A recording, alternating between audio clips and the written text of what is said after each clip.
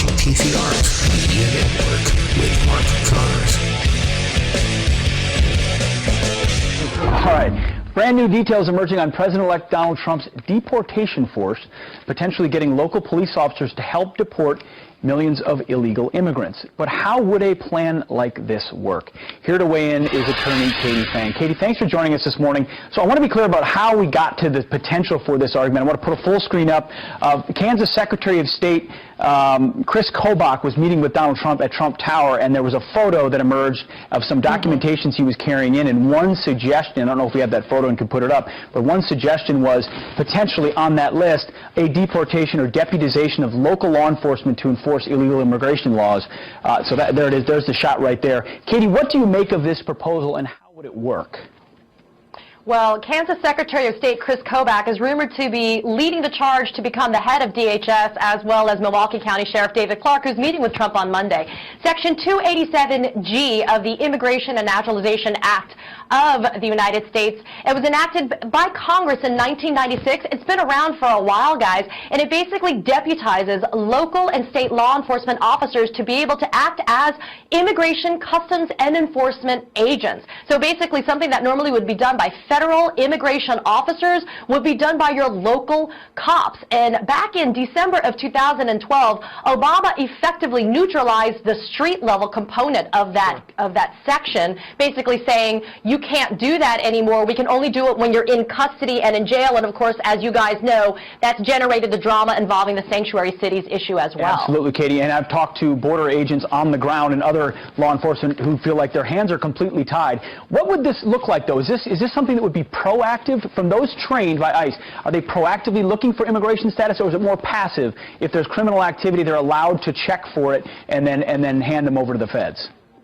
That's a great question, Pete. It's more proactive. You get trained by ICE, you get 4 weeks of basic training, and every 2 years you get 1 week of refresher courses. And then basically you are just like immigration. You can go, you can proactively stop people on the street, check their immigration status, and if you find that they're here illegally, you can take them into custody. That's that street level task force. But guys, ICE doesn't pick up the cost for that.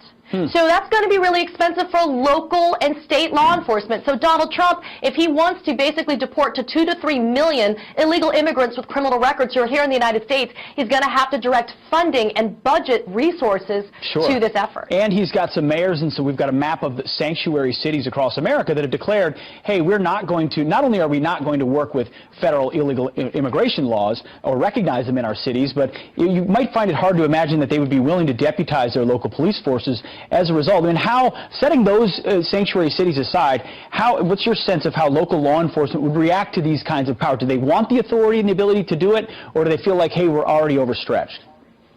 Well, they're already including states like California, Florida, Texas, states that we know actually have a wider influx in terms of illegal immigration. But, it's because it's not going to cost the government anything in terms of the federal government. It might be hard for state and local law enforcement agencies to want to apply for this program, and that might have a chilling effect on their abilities to be able to do this, even if they want to. Katie, could you conceive of some federal funding to support the deputization, briefly?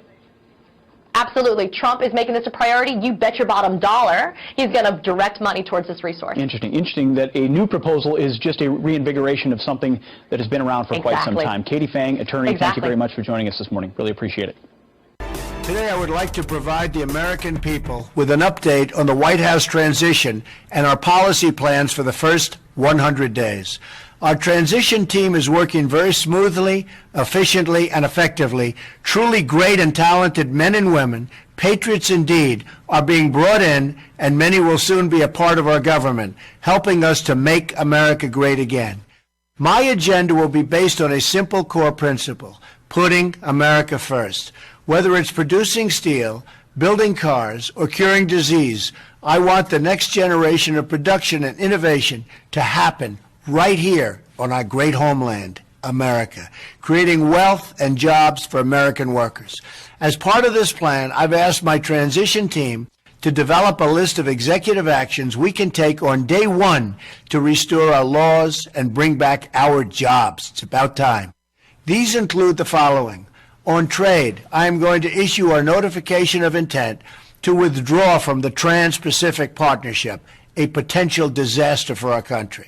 Instead, we will negotiate fair bilateral trade deals that bring jobs and industry back onto American shores.